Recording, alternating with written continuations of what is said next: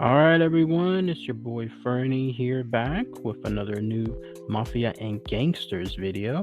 This time delving again into the wonderful book Super Mafia Organized Crime Threatens America by Jonathan Harris. As you can see, I'm using StreamYard for this now, and I have some music playing in the background. Some of you have requested that, so what a great way to have both items at the same time. So I'm going to start chapter 7, which is a very interesting title. It's aptly titled Busting the Unions. Unions, of course, have a well known world within the world of the mafia. In fact, the movie Casino showcased that throughout several prominent scenes. So it'll be interesting to see what this chapter entails. So without further ado, let's go ahead and start this information. I'll give my thoughts and opinions on things afterwards. Let me know what you guys and gals think as well. So let me go ahead, just one moment.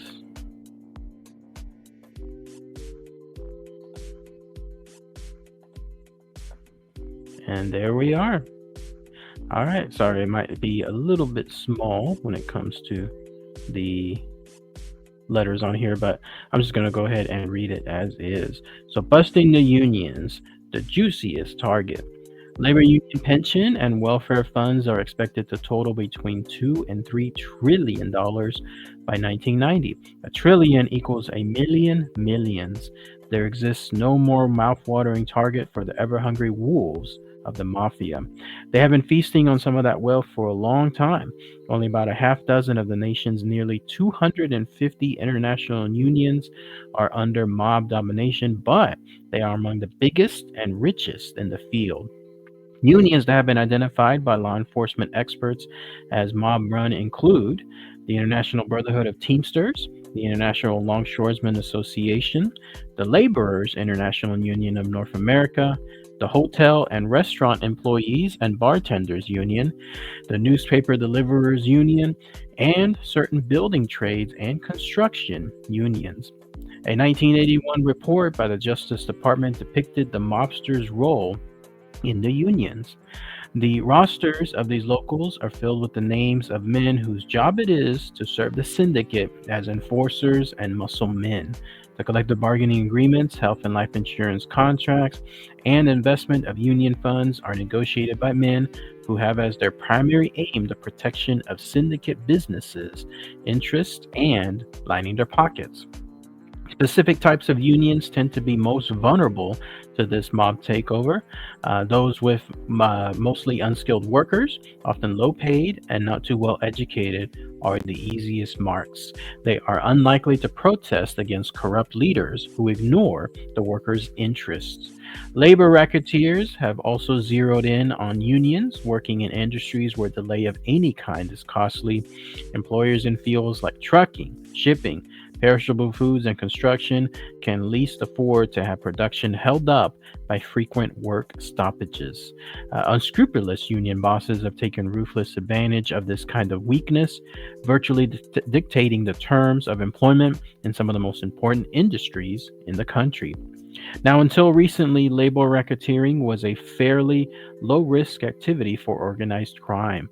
A whole battery of laws against it, enacted at various times since World War II, seemed powerless to change things. Periodic investigations showed little change in the widespread patterns of union corruption and gangster control. Some top mobsters were occasionally sent to jail, but they were easily replaced. In many cases, when these men were released, they went right back to their former positions of power.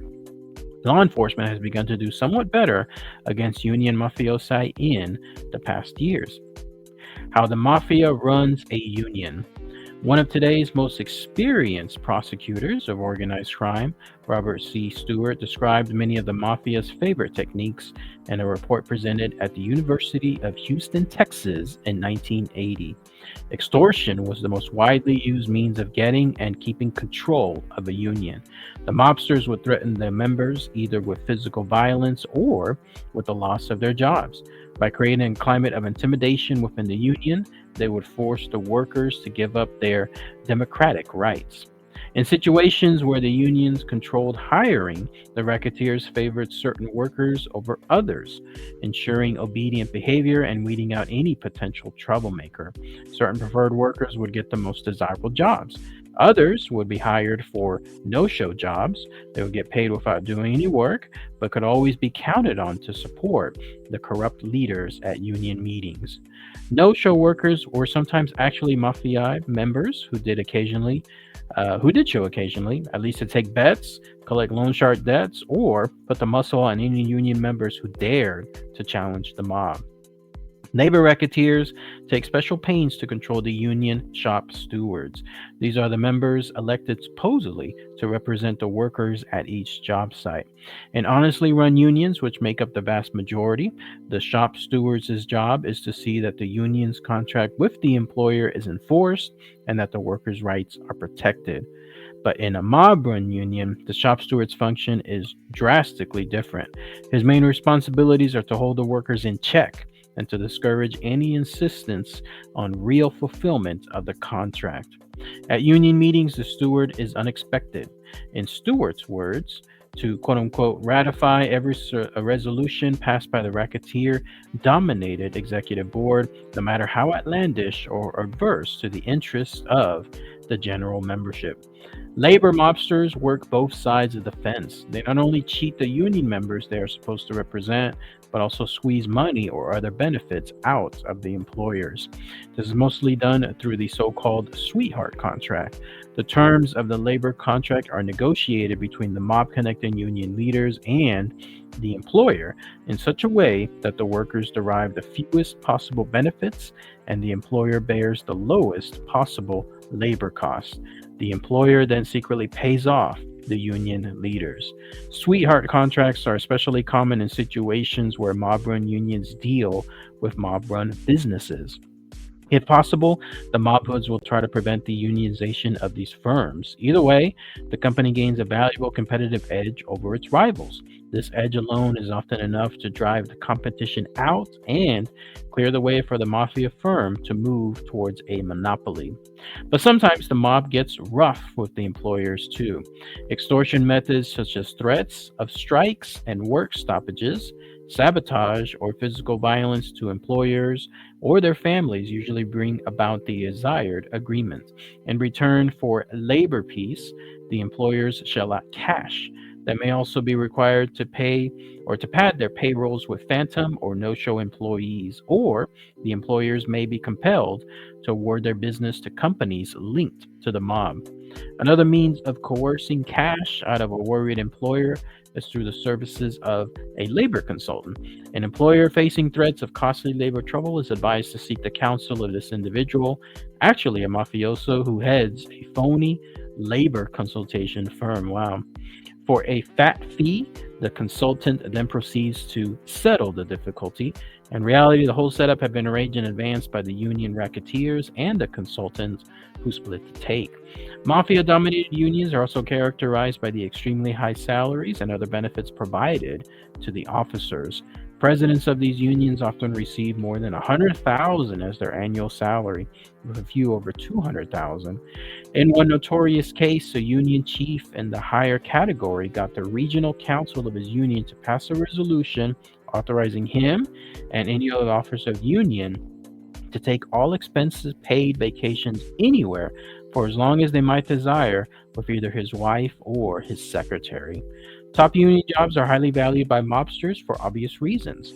Competition for them is intense. The racketeers especially dislike being challenged by honest or reformed candidates. When that happens, the mob response often turns vicious. The richest prize in all these struggles is to control over the union's welfare and the pension funds. The Teamsters Central Stations funds, for example, is estimated to have assets of about $1 billion. The mob has seemingly had ready access to these for years. Next title is The Teamsters, toughest of them all.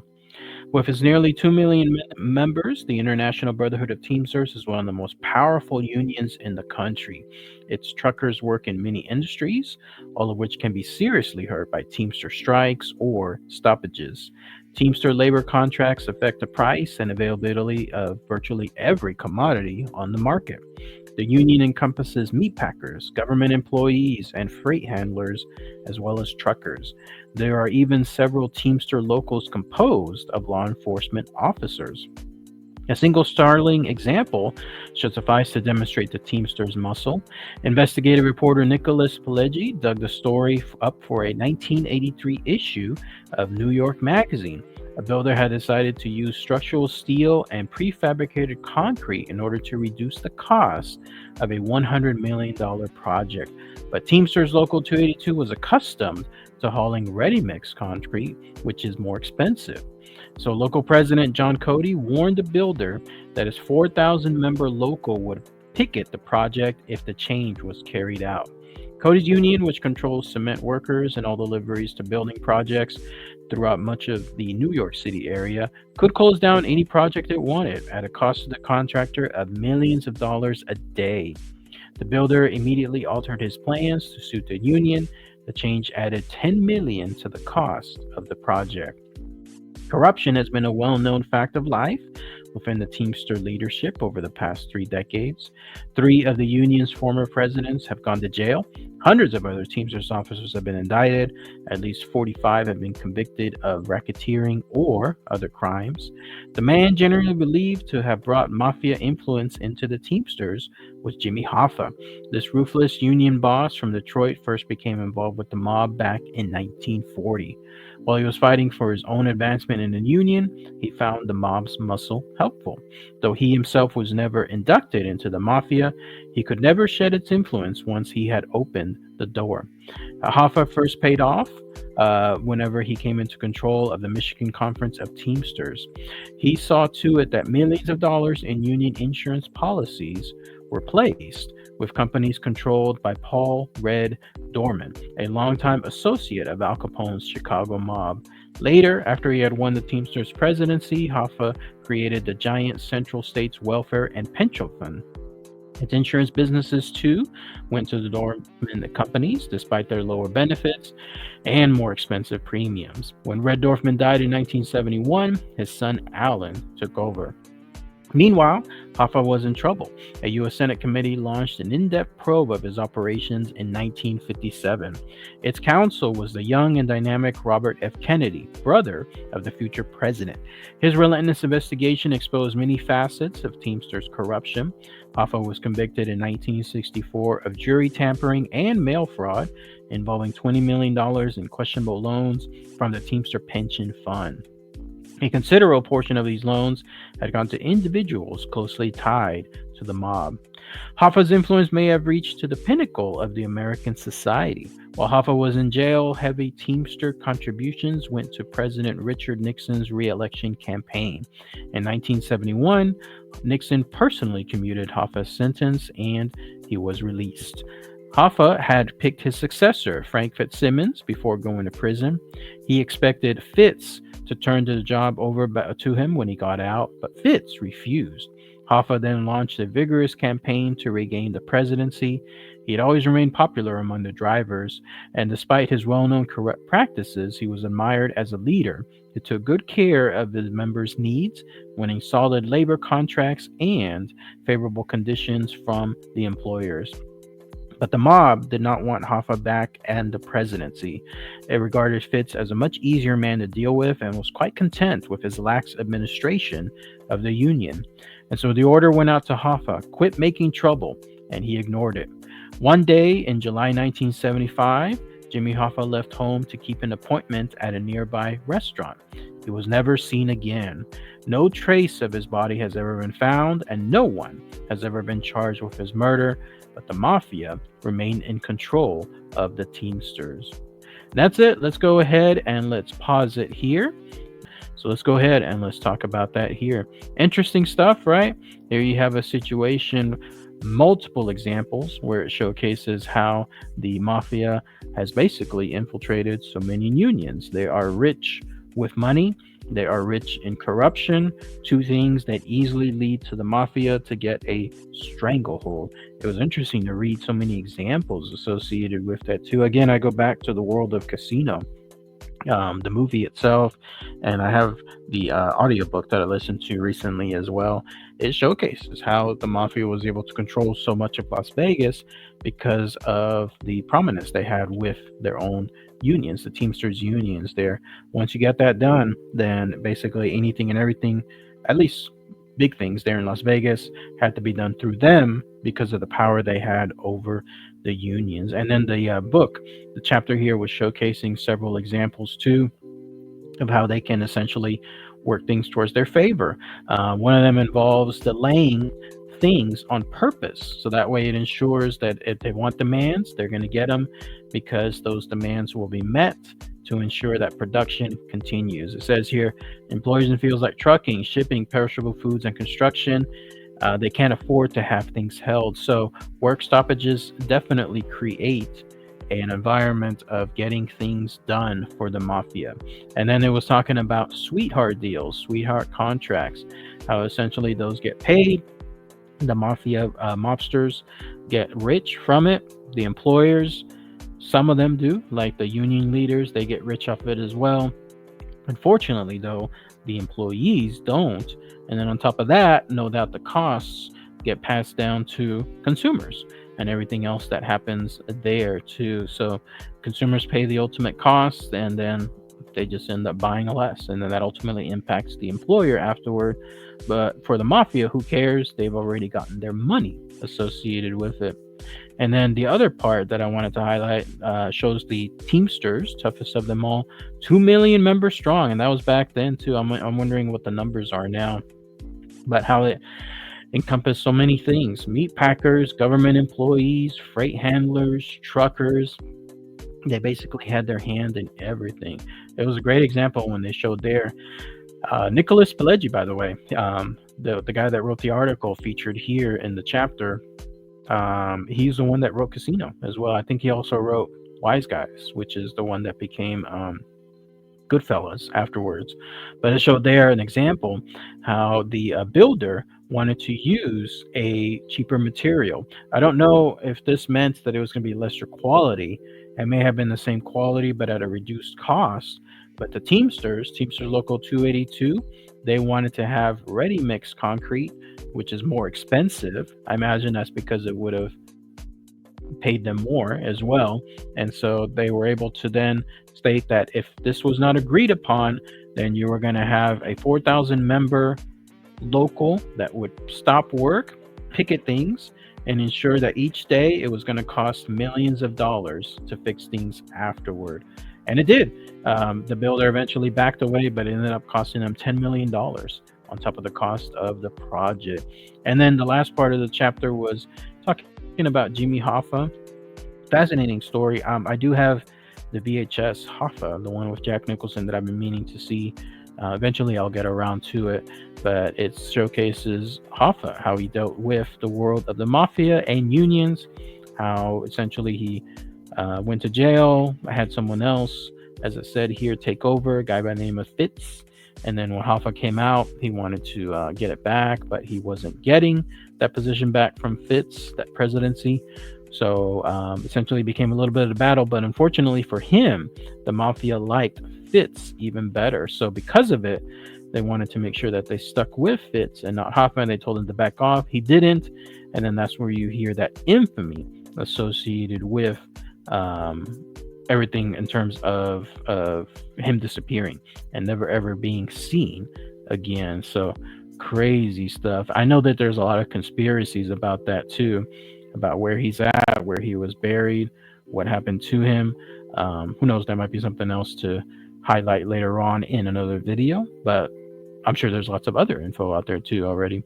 Anyways, just wanted to showcase that here. Let me know what you guys and gals think with regards to this part of part 1 from chapter 7. Let me know what you guys like about this format too. I think it's much better when it comes to these reading chapters. But as always, let me know in the comments. All right, everyone. Thanks again as always. Take care.